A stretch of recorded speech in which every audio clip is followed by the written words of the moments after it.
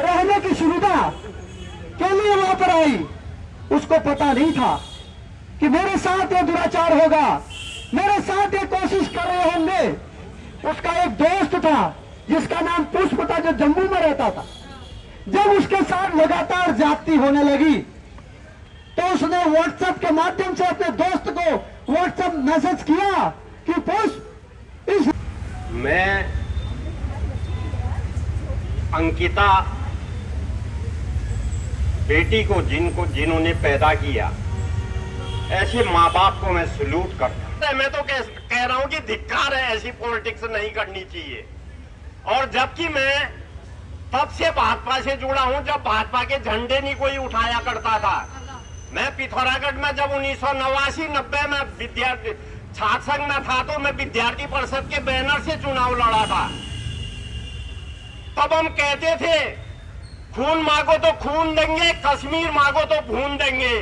लेकिन आज मेरे दिल में इतनी पीड़ा है कि जो शब्द हम कश्मीर के लिए कहते थे, आज मुझे लगता है खून मांगोगे तो खून देंगे और भाजपा का नाम लोगे तो भून देंगे।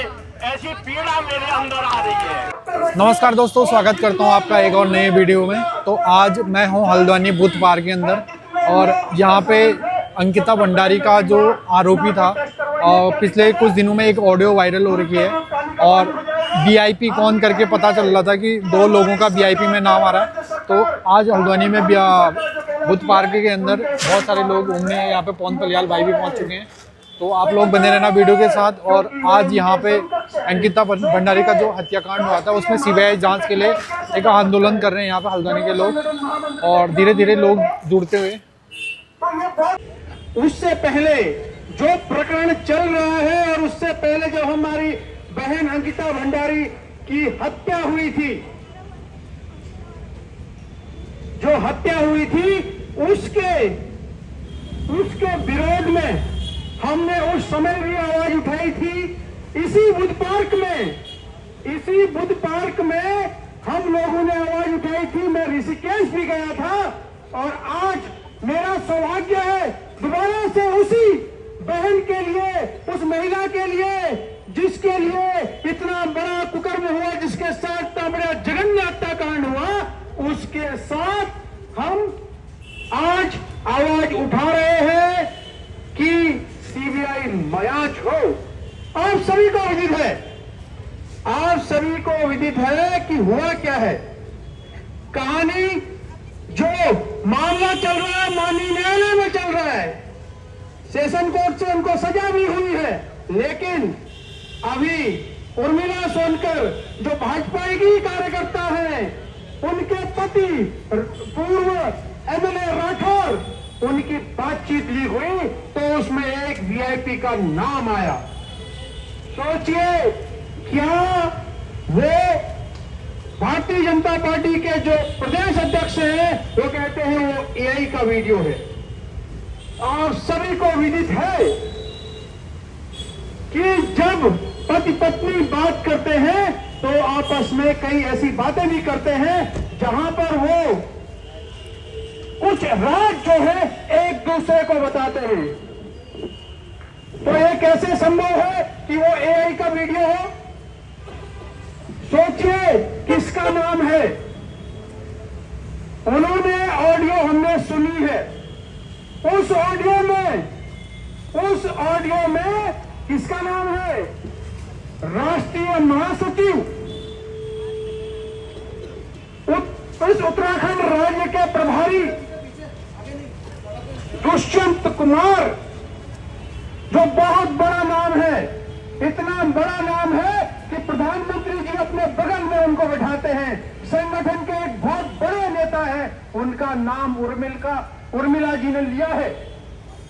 तहलका मचा है हमारे पूरे प्रदेश में और यह मांग अब उठी है कि क्या वाकई में हमारी बेटी की हत्या सिर्फ इसलिए हुई थी कि वो उनके साथ ग्रुप सेक्स करने वाले थे।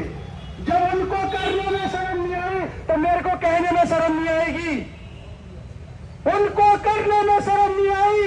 एक 19 साल की बच्ची जिसने अपना जीवन घर में, मैं गया हूं उसके माँ बाप के पास, पौड़ी में उस घर में बैठा हूं, वो कमरा देखा है जहां हमारी बहन ने पढ़ाई की, पैदा हुई, जिस कमरे में रही। मैं उस जगह भी गया हूं पौड़ी में जहां पर हमारी बहन ने पढ़ाई की और बहुत अच्छे नंबर लेके आगे बढ़ी। हमारी गलती यह है कि हम अमीर नहीं है, हम गरीब हैं, इसलिए हमारी बेटियों के साथ अत्याचार किया जाएगा।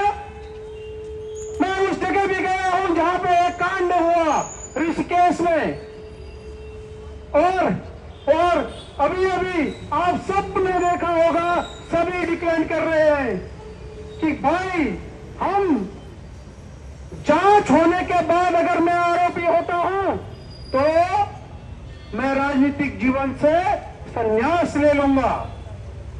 1947 से आप इतिहास उठा के देख लीजिए, कितने लोगों को, कितने नेताओं को, कितने नेताओं को ये आरोप सच पाए गए हैं और कितने लोग जेल गए हैं। आदमी की मृत्यु हो जाती है, केस चलता रहता है। अब हमारा पूरा का पूरा जो अब हम मांग करते हैं माननीय न्यायालय के ऊपर है, क्योंकि ये व्यवस्था जो है वो हम लोगों को न्याय देने के लिए नहीं बनी है। ये व्यवस्था हम लोगों को न्याय देने के लिए नहीं बनी है। इसलिए नहीं बनी है कि अगर न्याय देना होता हमारी बेटी को तो उसी समय जब वीआईपी की बात उठी थी, अंकिता के पिता माता ने पौड़ी डीएम को लिखित में लिख के दिया था। हमारे भारतीय जनता पार्टी के संगठन महामंत्री अजय कुमार वीआईपी है, और अभी उर्मिला सोनकर ने बताया कि दुष्यंत कुमार भी वो वीआईपी है जो ग्रुप सेक्स करना चाहते थे। ये देवभूमि है, क्या बना दिया इन्होंने? ये देवभूमि है, ये यहाँ पे माताएं बहनें हैं। एक तरफ महिला सशक्तिकरण की बात करते हो और दूसरी तरफ हमारी बेटियों को अपने बिस्तर पर सुलाने का कानून लेके आते हो। महेंद्र भट्ट जी कह रहे थे कि उस महिला की कोई वैचारिकता नहीं है, वो कुछ नहीं है। क्यों? आप ही तो कानून लेके आए थे। लिव इन रिलेशन का कानून कौन लेके आया इस उत्तराखंड में? इस देवभूमि में कौन लेके आया? आपकी सरकार लेके आई। और मुख्यमंत्री की पीठ किसने थपथपाई थी? तो आप कैसे कह सकते हो कि ये लोग आपके साथ न्याय करेंगे?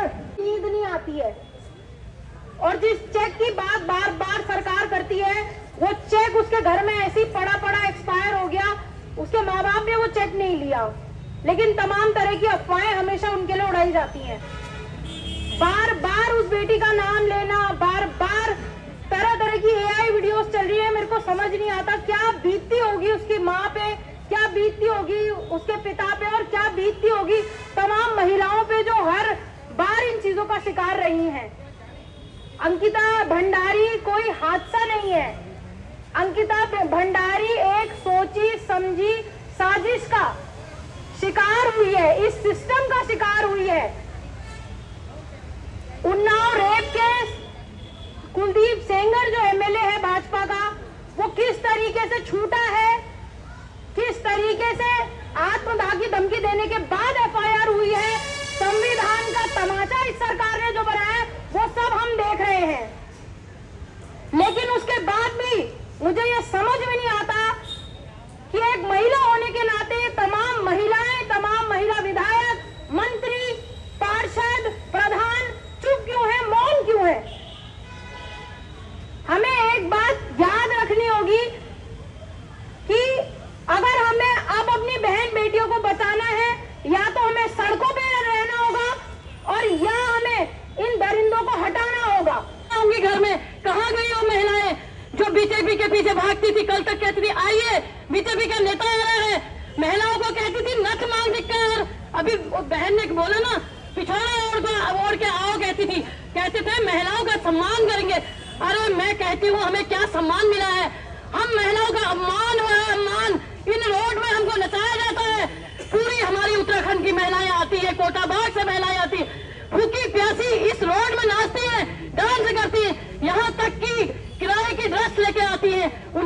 पैसा नहीं दिया जाता उन्हें, यहाँ तक का एक बोतल पानी का नहीं दिया जाता है, नहीं उन्हें कोई खाने का डिब्बा नहीं दिया जाता है। आज तक उस बेटी को आज तक दोषी को नहीं पकड़ा गया। उसके साथ कितना अन्याय हुआ है। वही मेरी भतीजी ज्योति मेरे के साथ भी ऐसा ही हुआ था। आज तक कितनी बेटियों के साथ अन्याय हो चुका है यहाँ पर। देखिए, मैं कहती हूँ अगर आप लोग चाहिए कि क्यों नहीं खड़ा है यहाँ लोग, क्यों नहीं खड़ा है युवा, क्यों नहीं है यहाँ? हमारी महिलाएं कहाँ हैं, हमारे पुरुष कहाँ हैं, हमारा युवा कहाँ है?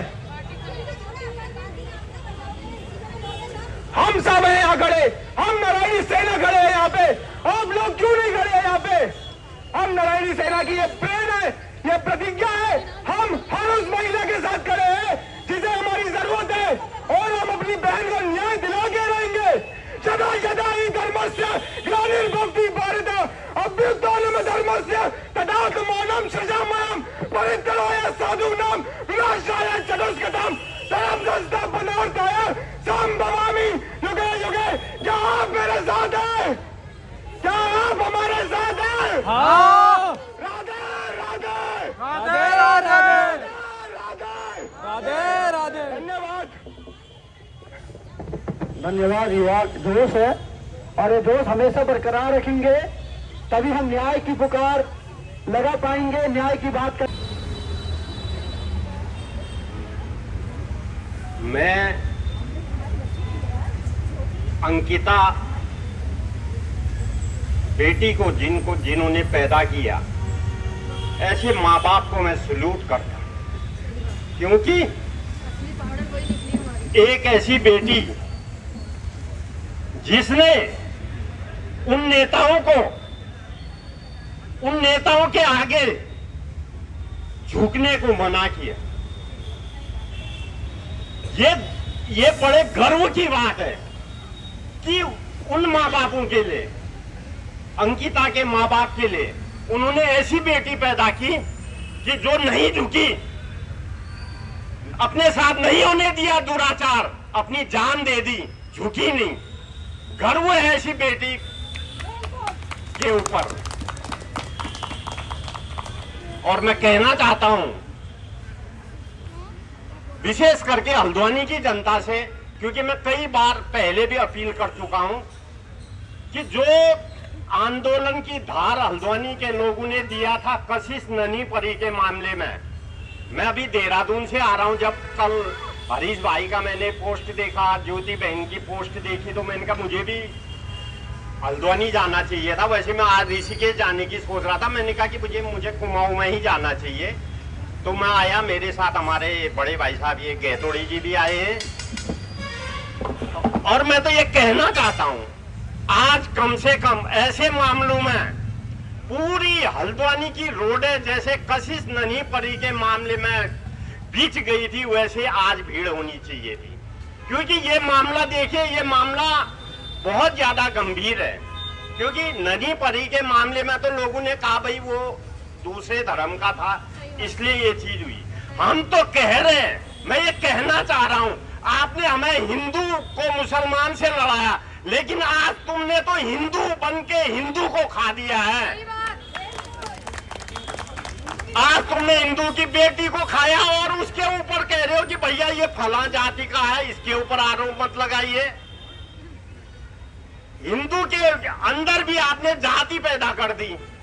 धिक्कार है, मैं तो कह रहा हूं कि धिक्कार है, ऐसी पॉलिटिक्स नहीं करनी चाहिए। और जबकि मैं तब से भाजपा से जुड़ा हूं जब भाजपा के झंडे नहीं कोई उठाया करता था। मैं पिथौरागढ़ में जब 1989-90 में विद्यार्थी छात्र संघ में था, तो मैं विद्यार्थी परिषद के बैनर से चुनाव लड़ा था। तब हम कहते थे खून मांगो तो खून देंगे, कश्मीर मांगो तो भून देंगे। लेकिन आज मेरे दिल में इतनी पीड़ा है कि जो शब्द हम कश्मीर के लिए कहते थे, आज मुझे लगता है खून मांगोगे तो खून देंगे और भाजपा का नाम लोगे तो भून देंगे। ऐसी पीड़ा मेरे अंदर आ रही है, क्योंकि मैं तो थोड़े दिन बाद आपके पास अपील करने फिर आने वाला ही था कि ये अंकिता हत्याकांड का मामले ने और तूल पकड़ दिया, क्योंकि कशिश छोटी नहीं परी वाले मामले में भी मैं बीच में मुख्यमंत्री के डे ऑफिसर साहब से भी मिला था। मैंने कहा भाई 3 महीने हो गए, आपने 1 महीने का टाइम दिया था कि रिव्यू पिटीशन दायर करेंगे, और जो सरकारी वकील उस टाइम कशिश हत्याकांड की पैरवी कर रहे थे, हमने कहा था कि उसको निलंबित करिए आप, क्योंकि ये केस को कहीं ना कहीं कमजोर करेगी। लगाएंगे अगर ऐसे ही उर्मिला के सारे मैसेज मेरे पास ट्रांसफर हो चुके हैं। उस लड़की ने मुझे अपनी एक रिकॉर्ड वापस भेज दी। अगर वो कल को मर भी जाती है तो गन्ना सेंटर आके ज्योति अधिकारी को मार लेना भैया। देखिए, इतनी बड़ी हिम्मत किसी की नहीं होती है। मैं आपको फिर बता रहा हूँ, हमने कई बार अपनी मीडिया के माध्यम से, सोशल मीडिया के माध्यम से उस महिला की सुरक्षा की गुहार इस मुख्यमंत्री से लगाई है। 100% हमें डर है। इतने बड़े नेताओं के नाम, इतने बड़े धुरंधर पावरफुल लोगों के नाम अगर उस महिला ने लिए हैं तो ये समझिए वो भी झांसी की रानी से कम नहीं है। उसने हिम्मत की है, और उनके झांसी की रानी किसने बनाया है? हमारी देवी शक्तियों ने, हमारे इस राज्य की देवी शक्तियों ने बनाया है। कुछ लोग सवाल कर रहे हैं कि आज तक चुप क्यों थी। अरे आज अगर बोल दिया तो कौन सा गुनाह कर दिया बताइए? अगर आज अगर बोल दिया तो अब सीबीआई जांच करो बोलिए। 19 सितंबर 18 और 19 सितंबर 2022 की वो बात है। वो बनंता रिकॉर्ड जहां पर एक बेटी ने अखबार में ऐड देखा कि कहीं पर नौकरी है। 89% इंटरमीडिएट किए हुए बच्चे होनहार, गरीब माँ बाप के कंधे का सहारा बनना चाहती थी, और ऋषिकेश आई रिसेप्शनिस्ट की नौकरी, रहने की सुविधा के लिए वहां पर आई। उसको पता नहीं था कि मेरे साथ ये दुराचार होगा, मेरे साथ ये कोशिश कर रहे होंगे। उसका एक दोस्त था जिसका नाम पुष्प था, जो जम्मू में रहता था। जब उसके साथ लगातार ज्यादती होने लगी तो उसने व्हाट्सएप के माध्यम से अपने दोस्त को व्हाट्सएप मैसेज किया कि पुष्प, इस रिजॉर्ट में मेरे से किसी वीआईपी के लिए एक्स्ट्रा सर्विस की डिमांड करने के लिए प्रेशराइज किया जा रहा है। मैं मर जाऊंगी यहां, मुझे यहां से ले जाओ। जब पुष्प ने उसको लगातार उसके बाद फोन किया, बात की, तो उसका फोन नहीं उठा। अंकित, जो उसका ऑनर था वहां पर, अंकित कुमार, तो ये 2-3 लोग फंसे। जब वो मामला बाहर निकल के आया तो बताइए, क्या रेणु बिष्ट महिला नहीं है जो वहां की विधायक है? रेणु बिष्ट को किसने कहा उस कमरे को बुलडोजर लेके तोड़ के आ जाओ? क्या उस कमरे में हुआ था? तो इसका मतलब जो आज नाम आ रहे हैं, ये बड़े लोगों ने रेणु बिष्ट को कहा कि आप वहां जाइए, सबूत मिटा के आइए। तभी जब सरकार की एसआईटी हुई, एसआईटी में उस विधायक रेणु बिष्ट को दायरे में नहीं लिया गया। भाई क्यों नहीं लिया गया? क्यों नहीं लिया गया? आज हम सोशल मीडिया में कुछ लिखते हैं तो पुलिस आ जाती है, भाई हटाओ इसको। अगर नहीं हटाते हैं, बोले आईटी एक्ट में तुम्हारा चालान कर देंगे, तुम्हें जेल के अंदर डाल देंगे। तो रेणु बिष्ट को अंदर क्यों नहीं किया बताइए? इसका मतलब वो सब राज इन्होंने दफन किए। अपनी पुलिस, अपनी एसआईटी, अपने कानून के माध्यम से उन लोगों को जेल पहुंचा दिया जो इनसे कमजोर थे। ये ताकतवर लोग अगर नहीं थे उसमें शामिल, तो मुख्यमंत्री ने सीबीआई जांच क्यों नहीं कराई भाई? इसी बूथ पार्क में पेपर लीक मामले में हम सीबीआई जांच के लिए बैठे थे। मुख्यमंत्री ने देहरादून के आंदोलन में जाके कहा मैं सीबीआई जांच कराऊंगा। तो आज अंकिता भंडारी के विषय में क्यों नहीं कह रहे भाई? क्यों मौन है ये? इसका मतलब दाल में काला है, पूरी दाल काली है। ये जिनका नाम आ रहा है अट्टू बट्टू गट्टू भट्टू, ये वही लोग हैं जिन्होंने हमारी बिटिया को नोचने की प्लानिंग की थी। सलाम है उस महिला को जिन्होंने आज 4 सेकंड के बाद उजागर किया और कहा वो भट्टू कोई नहीं था, वो भट्टू भारतीय जनता पार्टी के प्रदेश अध्यक्ष महेंद्र भट्ट था। और महेंद्र भट्ट क्या कह रहे? एक ब्राह्मण का अपमान कर रहे हैं आप। उनने कहा इस भारतीय जनता पार्टी के प्रदेश प्रभारी दुष्यंत गौतम था, और दुष्यंत गौतम क्या कर रहे कि ये अनुसूचित जाति का आपने अपमान कर दिया। अरे भाई ये बताइए, अपराध करने वाले कौन थे, उसकी जाति क्या थी? जिसको मारा उसकी जाति क्या थी? तो आपने क्यों बात नहीं की कि दूसरी जाति की व्यक्ति मरी है, बच्ची मरी है, उसके खिलाफ भी आवाज उठाना?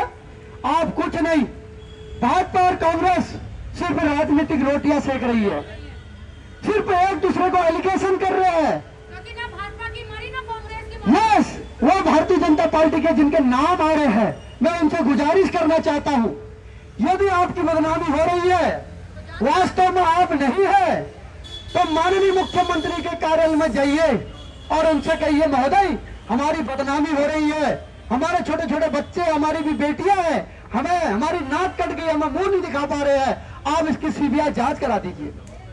क्यों सीबीआई जांच नहीं करा रहे हैं?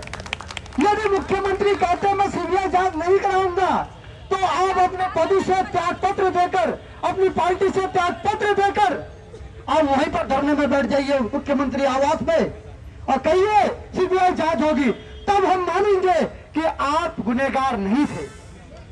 आप गुनहगार नहीं थे, हम तब मानेंगे। आज के डेट में भी ये तय है, गुनहगार यही है। मानते हैं आप लोग? गुनहगार यही है, यही है और यही है।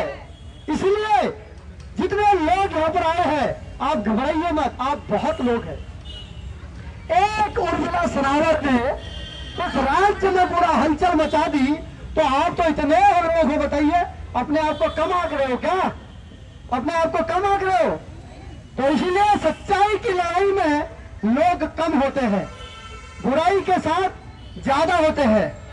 इसलिए शराब की दुकानें ज्यादा खुलती है, मंदिर कम बनते हैं ना, इसलिए बुराई जल्दी तेज फैलती है। आप घबराइए मत, हम तमाम लोग हमेशा हर मुद्दे पे आवाज उठाते हैं जहां हमें लगता है कि अन्याय हो रहा है, गलत हो रहा है, तो हम सभी से गुजारिश करना चाहते हैं, इस लड़ाई को सिर्फ आज का इसका मुद्दा बना के ना छोड़ें, इस लड़ाई को पुनः शुरू करें, और तब तक शुरू करें जब तक सीबीआई जांच में इन सबको शामिल ना किया जाए। रेणु बिष्ट, उसके अलावा सुरेश राठौर, आरती गौड़ और स्वयं उर्मिला सनावर, उर्मिला सनावर की भी जांच होनी चाहिए, उसके मोबाइल की भी फॉरेंसिक जांच होनी चाहिए। यदि वो गलत बोल रही है तो हम लोगों को भड़का रही है, इस राज्य का माहौल खराब कर रही है, उसकी जांच होनी भी बहुत जरूरी है। मगर उसकी जांच होने से पहले इस राज्य की सरकार से मैं निवेदन करना चाहता हूं। तो अंकिता हत्याकांड के उसमें आज जन आंदोलन हल्द्वानी के अंदर सीबीआई जांच करने की मांग चल रही है।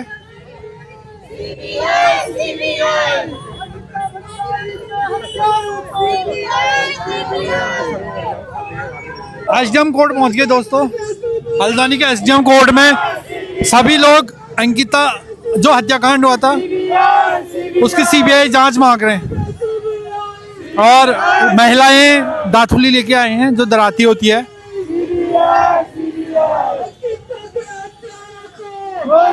एसडीएम कोर्ट पहुंच गए यहाँ।